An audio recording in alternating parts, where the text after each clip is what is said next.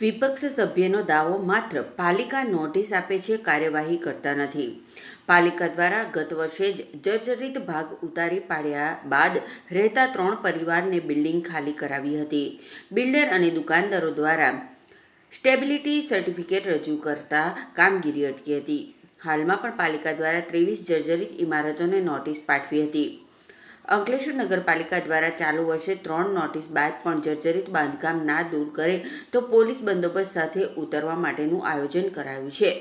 અંકલેશ્વર જૂના national highway number 8 પાસેની અને નગરપાલિકાના વોર્ડ નંબર 4માં આવતી SM મોટર્સ પર સાઈ ગોલ્ડન બાજુમાં આવેલ બહુમાળી ઇમારત જોખમી બની જતા રફીક ઝઘડિયાવાલા ઇમારતો ઉતારી લેવા માટે ભરૂચ કલેક્ટર અને નિવાસી કલેક્ટરને લેખિતમાં ફરિયાદ કરી છે. સાઈ ગોલ્ડન સામેની બહુમાળી ઇમારત જોખમી બની ગઈ છે તેમ વિપક્ષ સભ્ય રફીક ઝઘડિયાવાળાએ જણાવ્યું હતું. વધુમાં આ ઇમારત અંગે અગાઉ પણ પાલિકામાં રજૂઆત કરવામાં આવી હતી, ત્યારે નગરપાલિકા દ્વારા આ ઇમારતમાં રહેતા રહીશોના વીજ કનેક્શન દૂર કરવામાં આવ્યા હતા, પરંતુ ત્યારબાદ કોઈ જ ઠોસ કાર્યવાહી કરવામાં આવી ન હતી. જર્જરિત જોખમી ઇમારત અને ત્વરિત ઉતારી લેવા માટે નગરપાલિકા સહિત ભરૂચ જિલ્લા કલેક્ટર સુધી લેખિતમાં રજૂઆત કરી છે. આ અંગે પાલિકા ચીફ ઓફિસર કેશવ કોલડિયાનો સંપર્ક કરતા તેમણે જણાવ્યું હતું કે આ બિલ્ડિંગમાં ગત વર્ષે જ ત્યાં રહેતા 3 પરિવારને મકાન ખાલી કરાવી દેવામાં આવ્યા હતા, જ્યાં માત્ર દુકાન જ છે અને જર્જરિત ભાગ ઉતારી લેવામાં આવ્યો હતો. તેમજ જે તે વખતે બિલ્ડર અને દુકાનદારો દ્વારા સ્ટેબિલિટી રજૂ કરતા કાર્યવાહી વધુ કરાઈ ન હતી. વધુમાં હાલ પણ નગરપાલિકાના વિવિધ વોર્ડમાં સર્વે પ્રી મોન્સૂન કામગીરી અંતર્ગત કરાઈ રહી છે અને હાલમાં 23 જર્જરિત મકાનને નોટિસ ફટકારી હતી. જર્જરિત ઇમારત અંગે 3 નોટિસ ફટકારવામાં છતાં જો દબાણ દૂર નહીં કરવામાં આવશે તો પોલીસ સુરક્ષા સાથે તેમના જ ખર્ચે દબાણો દૂર કરવામાં આવશે.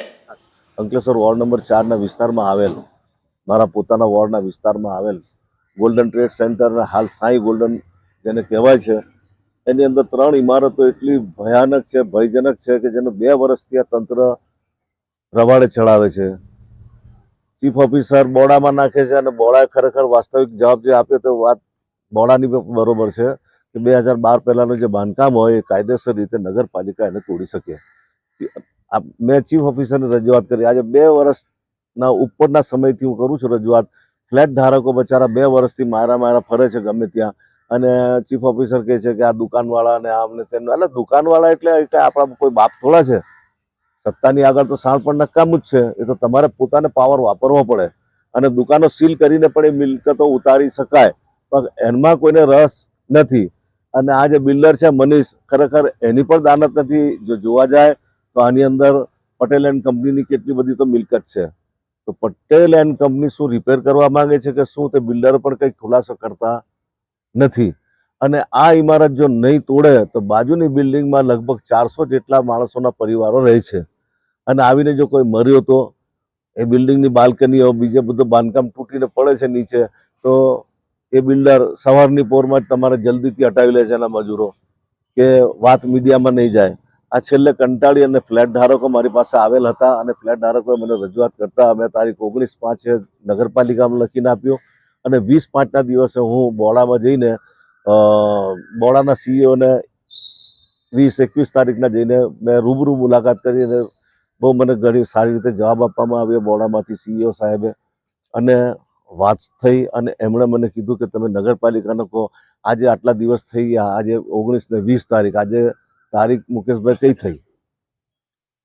આજના દિવસ સુધી નગરપાલિકાએ કોઈ પણ જાતની કોઈ કાર્યવાહી કરવામાં આવેલ નથી નગરપાલિકા દ્વારા. તો આ વરસાદની અંદર રાતના એટલા ભારે પવન ચાલે છે, વરસાદ પડે છે, બિલ્ડિંગની અંદરથી બધું મટીરિયલ તૂટીને પડે છે, તો મરી જાય તો જવાબદારી કોની?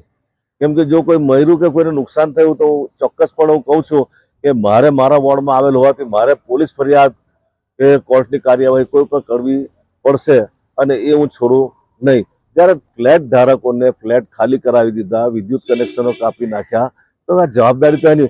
નાગરિક બેંકની ઉપરનો જે ફ્લોર છે તે પણ સરી ગયો. નાગરિક બેંકવાળી આખી બાલ્કની ઉપરથી પડી ગઈ. નાગરિક બેંકની ઉપરથી નાગરિક બેંકની ઇમારત જર્જરિત થઈ ગઈ છે. આ બાજુ એપાર્ટમેન્ટો જર્જરિત થઈ ગયા.